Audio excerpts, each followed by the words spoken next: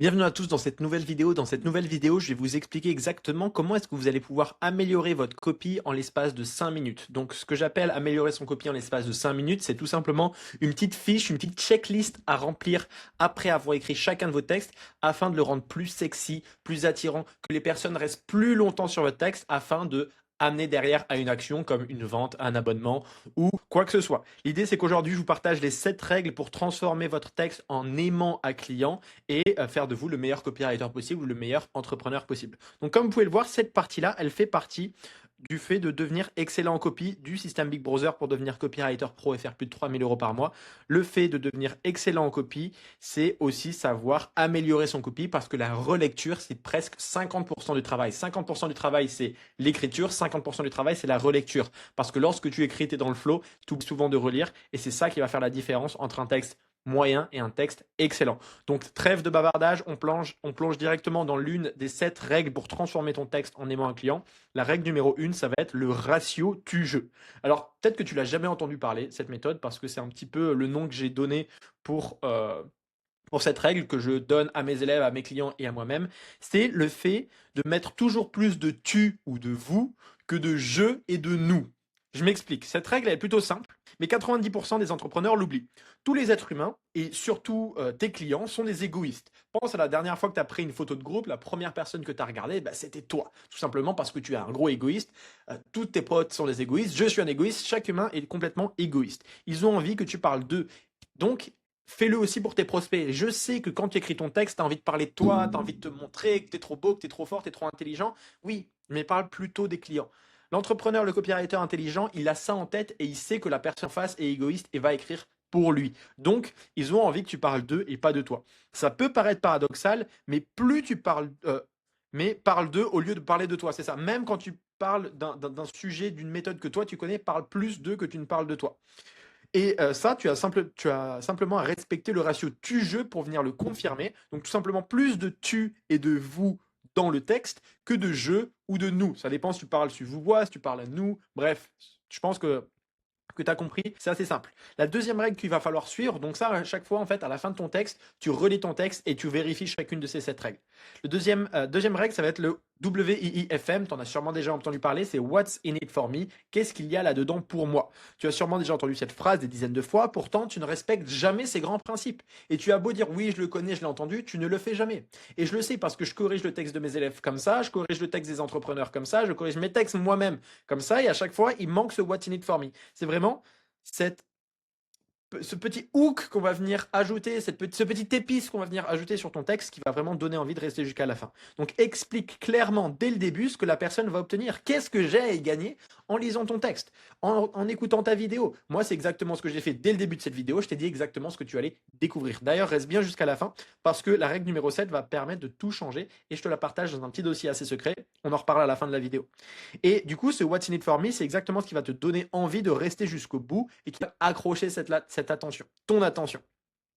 La règle numéro 3, ben, c'est tout simplement la règle des 3. La règle des 3, c'est quoi? Eh bien, c'est tout simplement le fait de regrouper les choses par 3. En général, les humains aiment les choses regroupées par 3. Tu peux le voir par exemple dans les films, comme les 3 mousquetaires, les 3 petits cochons, les Total Spies, elles sont 3. À chaque fois, le 3 revient souvent. Et cette règle des 3, elle vient aussi s'appliquer dans tes textes afin de donner du rythme et de la musicalité à tes textes, à la fois quand tu parles à l'oral, mais aussi quand tu écris à l'écrit.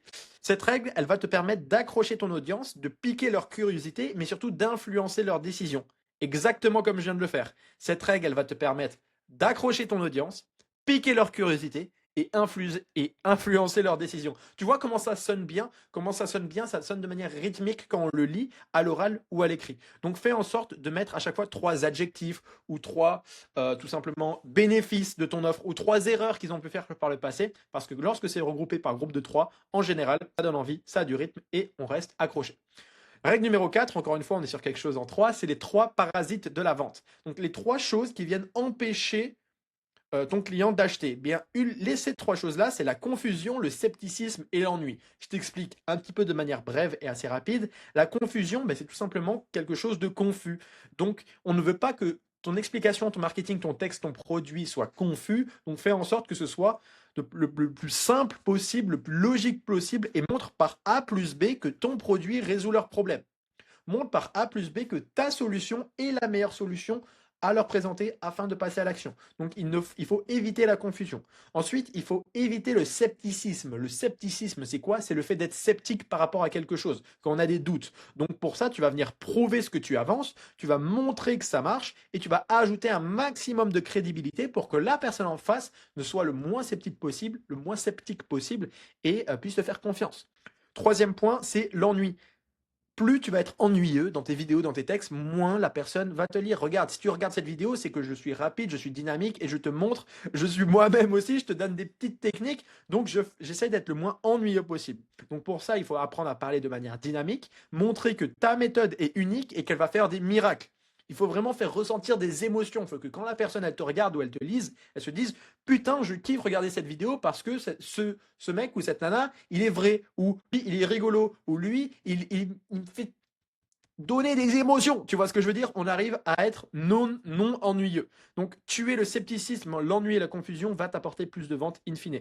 Et c'est les 3 parasites de la vente qu'il va falloir surtout enlever de ton texte. Ok, règle numéro 5, ça va être les 29 mots magiques. Les 29 mots magiques, en fait, c'est les 29 mots d'une phrase proposée par Blair Warren, un des génies du marketing, qui est: les gens feront tout pour ceux qui encouragent leurs rêves, justifient leurs échecs, dissipent leurs peurs, confirment leurs suspicions et les aident à jeter des pierres sur leurs ennemis. Je pourrais te faire 15 vidéos par rapport à ça. Je pourrais te faire des dizaines et des dizaines d'heures de contenu juste par rapport à cette phrase parce que selon moi, cette phrase, c'est le marketing. Je préfère que tu mettes pause, que tu la relises une autre fois et que tu fasses ta propre idée de ce que ça veut dire. Mais si tu la relis plusieurs fois, tu fais des analyses et tu regardes autour de toi, tu vas comprendre à quel point cette phrase, c'est la définition même du marketing. Donc garde-la, note-la quelque part et utilise-la à chaque fois que tu veux écrire un texte pour influencer ou vendre. 6e règle, c'est la curiosité. La curiosité, c'est le leitmotiv, le fil rouge de ton texte, parce que plus la personne va être curieuse, plus tu vas ajouter des choses, comme je te l'ai dit tout à l'heure, de bien rester jusqu'à la fin pour la règle numéro 7, eh bien, j'ai teasé un peu ta curiosité afin que tu restes jusqu'à la fin pour que tu lises tout simplement tout mon texte. La curiosité, c'est l'un des moteurs les plus puissants pour capter l'attention et pousser à l'action. C'est la raison pour laquelle tu cliques sur des miniatures YouTube, c'est la raison pour laquelle tu regardes des séries policières ou où tu lis tout simplement, comment ça s'appelle déjà? Tu lis des polars. C'est la raison pour laquelle tu continues à lire un bon texte de vente, c'est la raison pour laquelle tu restes jusqu'à la fin. On crée en fait de la curiosité en introduisant ce qu'on appelle un gap de connaissance. Le gap de connaissance, c'est quoi? C'est une sorte de démangeaison mentale que ton lecteur veut absolument gratter. C'est comme s'il avait un poil à gratter dans la tête et qu'il voulait se manger, ça le démanger, de savoir ce qui se passe derrière. Donc l'être humain est un être curieux et du coup, on a envie de savoir ce qui se passe, on a envie de comprendre les choses, donc on reste jusqu'à la fin, on clique, on s'abonne, on paye. On appelle ce gap de connaissances parce qu'on met en avant l'écart entre ce que ton audience sait déjà, donc ce qu'il sait, et ce qu'elle doit encore savoir pour atteindre son objectif ou résoudre son problème. Donc en gros, imaginons la personne, c'est dans la perte de poids, elle pèse 100 kilos, on lui fait comprendre qu'elle est là et qu'il y a quelque chose qu'elle ne sait pas. Et il lui manque exactement ça pour résoudre son problème, obtenir son résultat ou atteindre son objectif. Et c'est là le gap, et plus la distance est longue entre sa situation actuelle et sa situation désirée, mais surtout le mystère qu'il y a entre la résolution de ce problème, mais plus la personne aura de curiosité et plus elle aura envie d'acheter par la fin. La curiosité, elle naît quand ton audience a juste assez d'informations pour se dire « Attends, j'ai l'impression de savoir beaucoup de choses, mais il me manque un truc important. » C'est exactement ça qu'il va falloir aller faire ressentir à ton audience dans ton texte afin de le rendre le plus sexy possible. Ton rôle, c'est donc d'attirer l'attention en créant ce gap. Voilà pour les 6 règles. Il y a une 7e règle qui sont les essentiels d'un bon copy, les essentiels d'un copy qui convertit.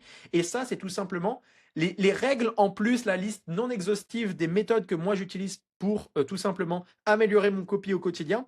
Et pour ça, si tu veux la récupérer, tu as juste à cliquer sur le premier lien en bio. Tu vas directement tomber sur une page de capture, une page d'opt-in où tu as juste à me laisser ton email et tu vas recevoir dans un email exactement la fiche récap de toute cette vidéo avec toutes les règles écrites, avec des exemples un peu plus complètes, comme tu le vois, le ratio du jeu, le what's in it for me, la règle des 3 et du coup la règle numéro 7 que je te partage un peu plus en détail avec des exemples super précis qui vont te permettre d'améliorer ton copie et d'aller encore plus loin. Donc si tu veux la récupérer en plus de récupérer la trace écrite de tout ce que je t'ai partagé jusqu'ici, tu as juste à cliquer sur le premier lien en graphie, t'inscrire et je t'envoie ça par email.